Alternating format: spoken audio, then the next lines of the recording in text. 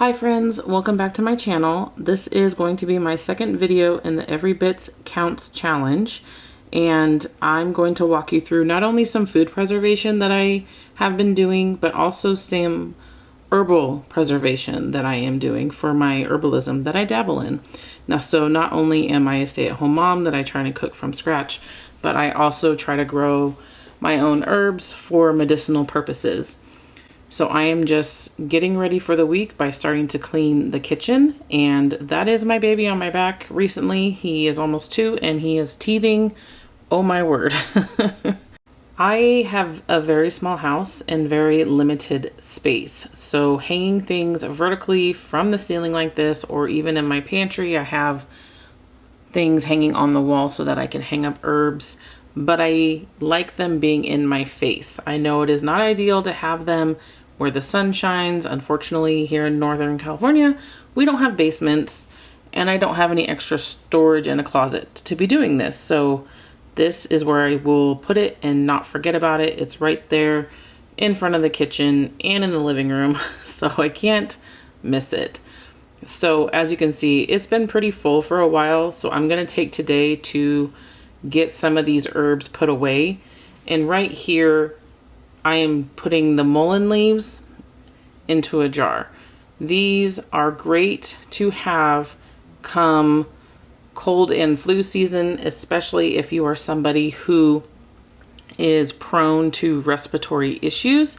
This is a herb that you really should have on hand.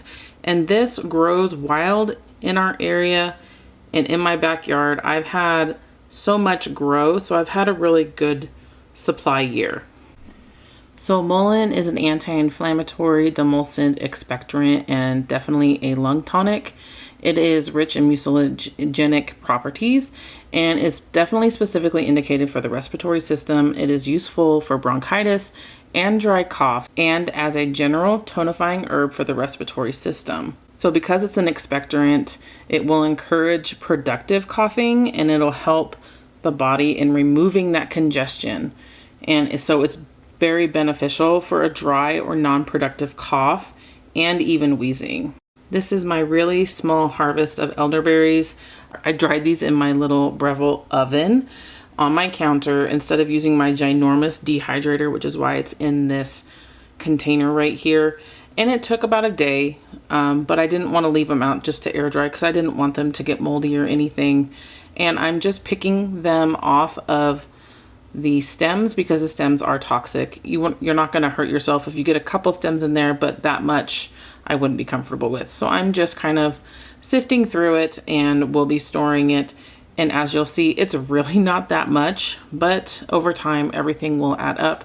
And this is also just good practice for me to get in the habit of doing, and to find the best practice for me and my family on how to do this well. The next herbs that I'm going to show you from the garden is feverfew and yarrow. These are amazing herbs that I have on hand at all times. And this is my first year growing feverfew. I've grown yarrow in the past, and yarrow is a bully. It will take up and just root out everywhere like mint. So be cautious of that wherever you put it. So yarrow has a wide variety of uses. It's anti-inflammatory, antimicrobial, antispasmodic, astringent, so many different things, emmenagogue, vulnerary. It is definitely something to have in your home herbal medicine cabinet, and it is really easy to grow, like I said, and to harvest. Here I'm noticing that one of the underneath side of the flowers looks like something had been growing. So I'm just going to cautiously pick it apart around that area, because sometimes you think you get all the bugs off and you don't. So you always want to go over your herbs again before you store them because of this reason. So I'm not quite sure what it was, but something grew a little in there. And since I'm afraid of spiders, I wasn't looking too hard. So I'm just picking around it and getting rid of it. Yarrow is great for wounds, fever breaker, aromatic bitter. It moves your blood, and it's useful for lower urinary tract infections, and externally it can help protect against bacteria, blood loss, inflammation, and also promote growth of new healthy tissue. It's definitely something to have on hand.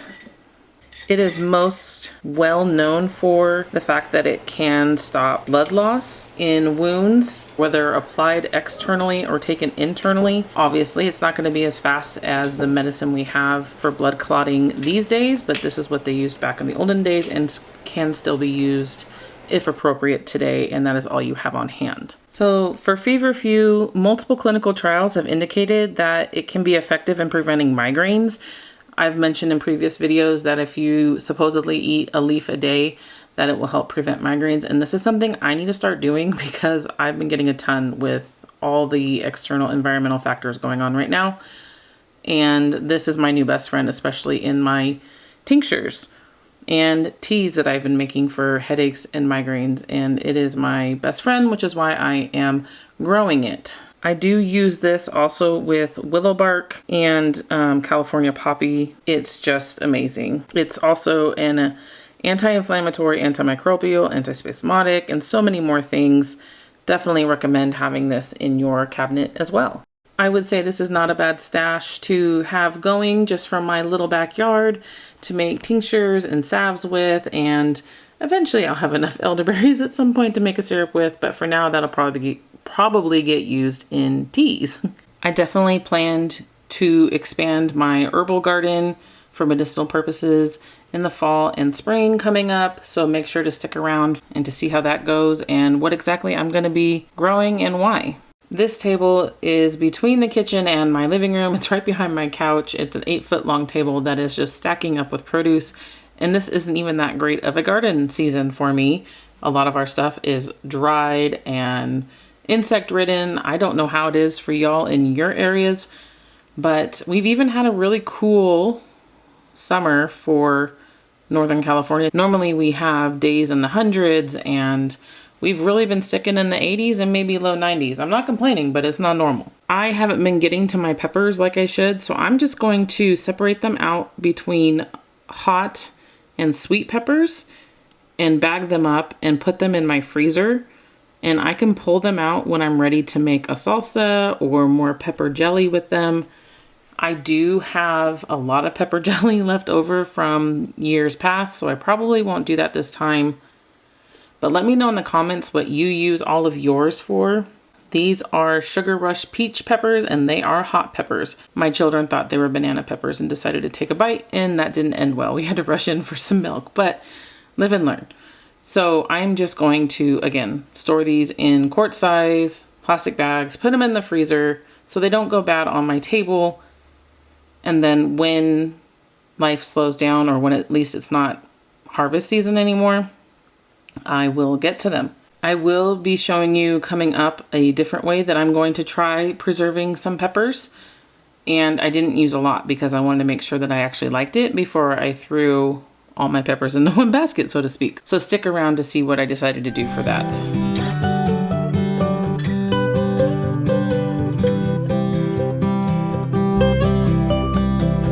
So I am going to start some beef bone broth. I am running very low, and generally I would just use the Instant Pot with the chicken bones that I have, but I had a friend gift me these huge beef bones, beef soup bones, and I am slowly working my way through it, but since I wanted to make such a large batch, I'm just going to use the roaster oven, and I will be canning the broth.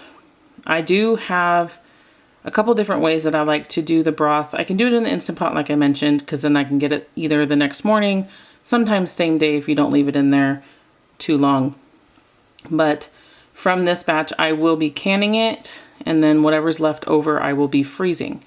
It is nice to freeze some of my broth because then you still get the benefits.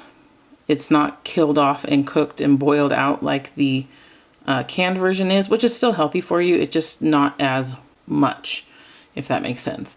So I do like to keep it in the freezer as well as canned on my shelves.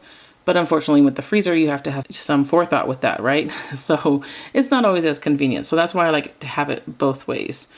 And you saw that I did put some vinegar on it, and then I roasted the bones over a few hours. And then I'm just filling it up with tap water. If I had a big enough Berkey to do it, then I totally would. unfortunately not.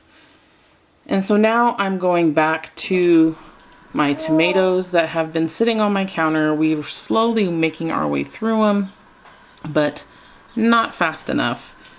So I'm just going to core and score them using my handy dandy little scoring tool that I will show you shortly. It is so easy to do it this way. Yes, you can do it with a knife, but this is rounded and takes out just the core perfectly. So with this lovely little tool that I will put in the description box below, if you're interested in it, it is not expensive, and I believe it comes in a 2 or 3 pack. I'm just going to do basically the same thing. I'm going to put these in the freezer for when I'm capable of actually doing something with them.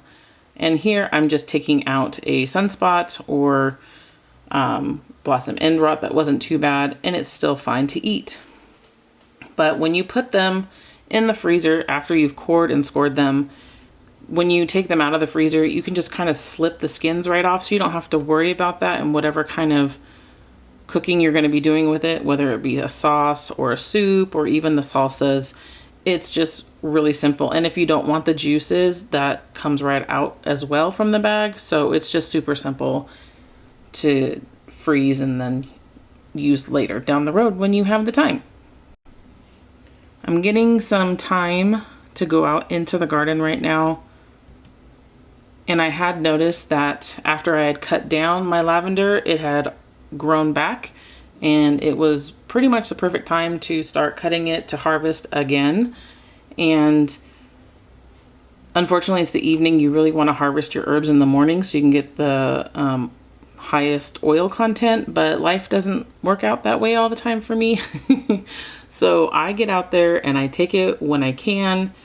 And if you could smell this as I was cutting it, your troubles would just melt away. It smells so wonderful. I don't think I can ever get enough of fresh lavender smell. If you can grow it, I highly, highly recommend it. Starting it from seed is not my forte. It's very tricky. I have not been able to figure it out no matter what people tell me. But when I get a start, I seem to have a knack for it. And it's just a wonderful, wonderful herb. And I use this in my headache teas as well. So I use the buds, and you can use the leaves in your headache, because lavender is good not just for anxiety and calming you down, but it is good for, it has a mild analgesic property as well.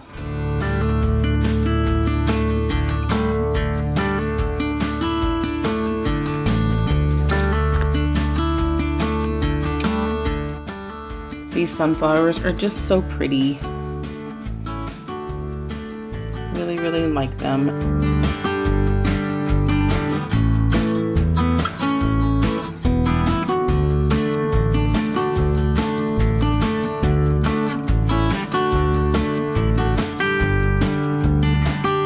In the previous video that I did for the garden, I had mentioned that I don't think my echinacea would be blooming. It's never bloomed for me, and here we are. Look, there's a bud of echinacea.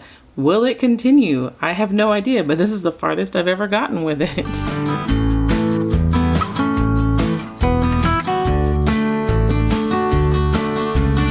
On this day, I decided to go out and pick all the rest of the peppers that I could find. I was really looking for more of the hot peppers, not so much of the sweet peppers.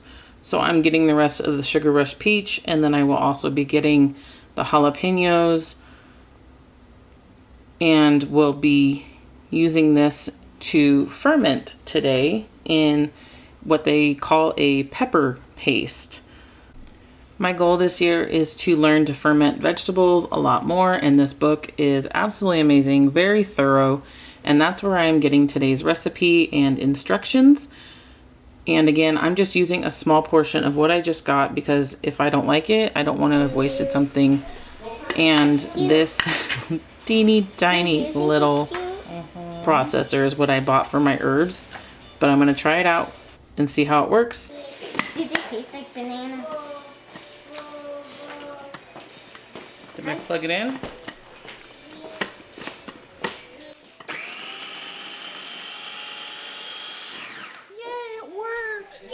and I'm pleased to report that it works. Because I am fermenting these, I am going to give them an extra wash, even though they just did come straight from my garden.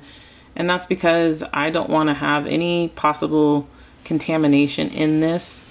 I only want the good bacteria to grow, not the bad stuff. So basically this pepper paste is going to be using the juices from the pepper and salt as the brine, and I'm gonna let it steep, I guess you would call it, in the jar for, it says about 21 days on my counter. And so I will report back how it is and if I actually like it or not. My oldest son has really been wanting to help, and he thought that this was so fun to just sit there and push it down and watch it go.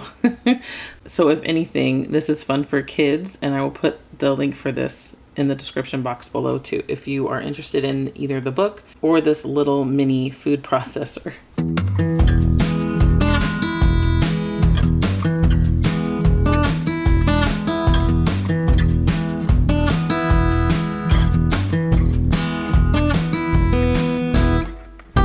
The book did say to do this bag method. I do have the weights and the little burping tops and all that kind of stuff, but I'm just going to follow what the book says right now, and maybe next time, if I do like it, I will use the weights instead of this water method. Yeah. You guys are silly. So after about 36 hours, this is what it looks like. I did fill it one time the day before, and then before straining this, I did turn it off for an hour or two so it would cool down slightly so that I wouldn't necessarily be working with boiling liquid. And this is just a slotted spoon to get all the big pieces out. It is hot. Don't touch the bones. I tried to catch one and it didn't work out too well. But the bones here that I'm taking out, I do end up giving to the chickens. There is a lot of bone marrow in there that is good for you, but with my texture versions, I'm not touching it, and I don't have anyone else who really wants it, so the chickens will benefit from it, and we will again benefit when we get their eggs. So it's a win-win in my opinion. Canning broth does have to be pressure canned because it's not acidic, and you have to do it for 90 minutes for quart jars. So this does take time. Getting it prepped, basically no time at all. But it is something that you're going to have to plan for being home for a little while, because it takes time to heat up and pressurize. And then you actually have the 90 minutes, and then you have the cool down time. So it does take several hours to complete this task. I got this started before we did schoolwork this day, and while it was on the stove, I was able to complete school. So just doing it when you know you're going to be home and not have to leave, and hopefully not get interrupted, because you want to be nearby, especially with pressure canning. Maybe it's just me, but you want to make sure that the knocker keeps going, and there's a lot of moving parts literally, so you have to stay by. Always make sure to wipe your jars, no matter what you're putting in there, to help the seal, and then always remember to clean your lids and rings and all those kind of things, and never tighten them down so tight that it's going to be difficult to undo.